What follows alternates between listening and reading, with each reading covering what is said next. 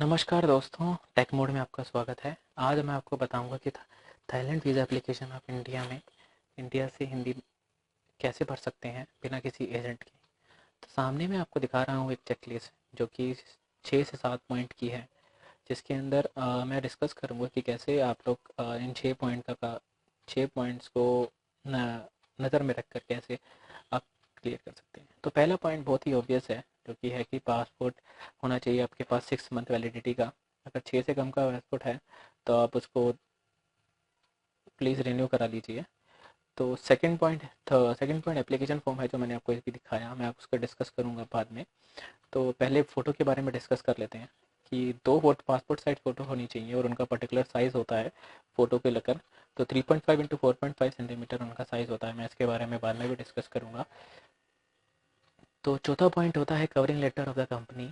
अगर आप कंपनी की साइड से जा रहे हैं या कंपनी के थ्रू जा रहे हैं तो ही आपको ज़रूरत है, वरना कोई ज़रूरत नहीं है। पांचवा और छठा पॉइंट तो बहुत ही ऑब्वियस है, जिसके अंदर आपको रिटर्न टिकट और होटल बुकिंग होना बहुत ज़रूरी है थाईलैंड वीज़ा के लिए। सिमिलरली इसके लिए ये मैं लिख रहा हूँ यहाँ पे, ये मस्ट है बिकॉज ये इसकी रेफरेंस आईडी आपको आगे चाहिए होगी फॉर्म भरते समय। तो सातवां पॉइंट, असल में सातवां आठवां नौवां पॉइंट एक ही है, जिसके अंदर आपको एक स्टेटमेंट दिखानी होती है कि आपके पास हाँ पैसे हैं। तो इसके अंदर आप ओरिजिनल बैंक स्टेटमेंट दिखा सकते हैं, जिसके अंदर मिनिमम बैलेंस 40,000 रुपये हो, और आप क्रेडिट कार्ड की आगे पीछे की फ़ोटोकॉपी और जिसमें मिनिमम लिमिट 50,000 से ऊपर की होनी चाहिए, वो दिखा सकते हैं। तो नेक्स्ट पार्ट में मैं आपको दिखाता हूँ कि क्या करना है आगे। इसके बाद मैं आपको बताता हूँ कि आगे क्या प्रोसेस है।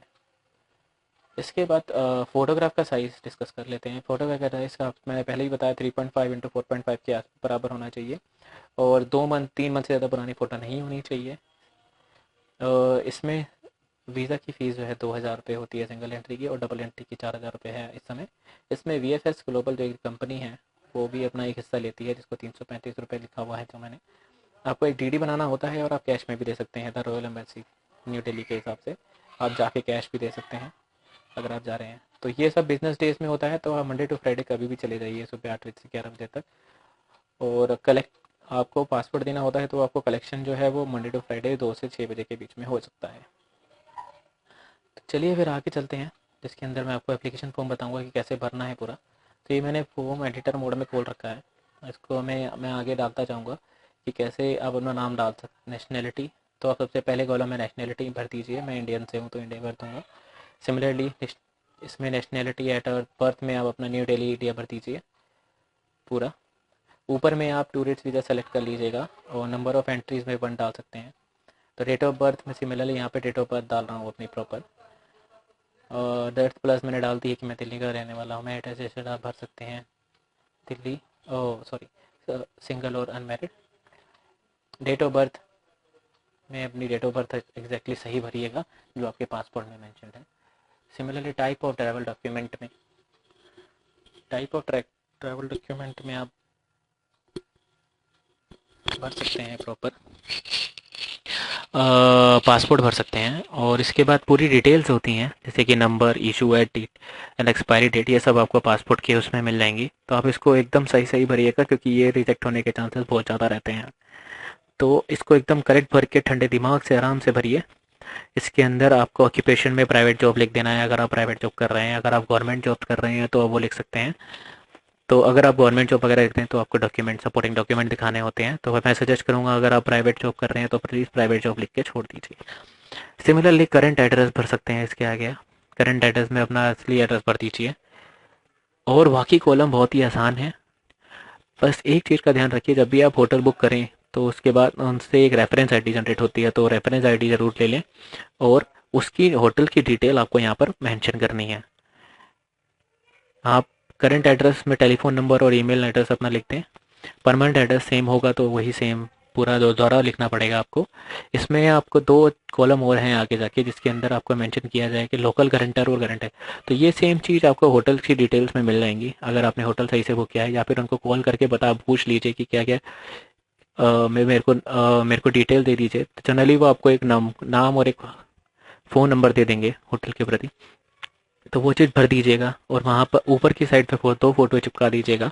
ये डॉक्यूमेंट जब आपका पूरा हो जाए तो आपको इसको रॉयल थाईलैंड एम्बेसी लेके जाना है और वहाँ पर सबमिट करना है अपने पासपोर्ट के साथ, और आपको उसी समय 2,000 रुपये का डीडी या फिर कैश की फॉर्म में देना है।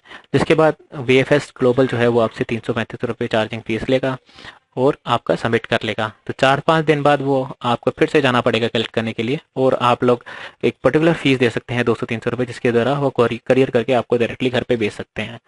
तो बहुत ही आसान तरीका है, आप लोग इसको 200 मतलब 2,000 तो मतलब 2400 में आराम से बनवा सकते हैं, रादर देन जो एजेंट से मैं बात कर रहा था वो 3,000 कोई 4,000 मांग रहा था कोई, तो इससे आप आराम से 500-1,000 रुपये बचा सकते हैं। बहुत ही सिंपल फॉर्म है, कुछ भी नहीं करना है, बस अगर आपको थोड़ी सी भी कॉमन सेंस है तो इसके प्रति पूरा भर सकते हैं। तो ये चेकलिस्ट जो है मैं ऑलरेडी डिस्क्रिप्शन में शेयर कर दूंगा, और ये फॉर्म भी, तो आप इसको आराम से भर कर ले जा सकते हैं रॉयल थाईलैंड एम्बेसी। अगर आप ऑनलाइन भरना, मैं ये दिखा रहा हूँ कि यहाँ पे ऑनलाइन कैसे भर सकते हैं। इसके बाद अगर आपको चाहिए कि आप ऑनलाइन भरना चाहते हैं इस फॉर्म को ही, तो सिमिलरली आप इसको ऑनलाइन भी भर सकते हैं। ऊपर की साइड एक बटन है ऑनलाइन फॉर्म, इस पर क्लिक करते ही आप डायरेक्टली वहाँ पे ऑनलाइन का एक पोर्टल खोल देगा, क्लिक हियर टू उस पर, जहाँ पर आप ऑनलाइन जाके देख सकते हैं। यहाँ ऑनलाइन भरने के बाद आपका एक रेफरेंस नंबर जनरेट होता है, जिसको आप लोग बाद में जाके डायरेक्टली यहाँ पे क्लिक करके ट्रैक कर सकते हैं कि आपका स्टेटस क्या चल रहा है। सिमिलरली यहाँ पर भी ठीक है। तो इसके बाद अगर आप चाहते हैं कि आप इन लोगों से कांटेक्ट करना चाहें, मे बी आपको कुछ डाउट हो सकता है कि क्रेडिट कार्ड इन्फॉर्मेशन कैसे देनी है कि कुछ भी है, तो इनका एक चैट नाउ का ऑप्शन भी है, मैं आपको दिखाता हूँ कहाँ पे है। ये लोग कॉन्टेक्ट अस में जाना है आपको, ऑनलाइन पे नहीं, ये भी कॉन्टेक्ट अस में जाना है, और ऊपर की साइड एक क्लिक हेयर टू वर्क का बटन होगा, यहाँ पे आप इनके साथ चैट कर सकते हैं और आपको बता देंगे कि क्या क्या डॉक्यूमेंट्स अगर आपको चाहिए तो ला सकते हैं। तो इतना ही है, बहुत आसान तरीका है मेरे ख्याल से, इससे आपको 500-1,000 रुपये सेव हो सकते हैं। तो नेक्स्ट टाइम में भी मैं देखता हूँ आपको कैसे करते हैं, नेक्स्ट टाइम मैं मलेशिया के बारे में बताऊंगा। शुक्रिया, please like, subscribe and thank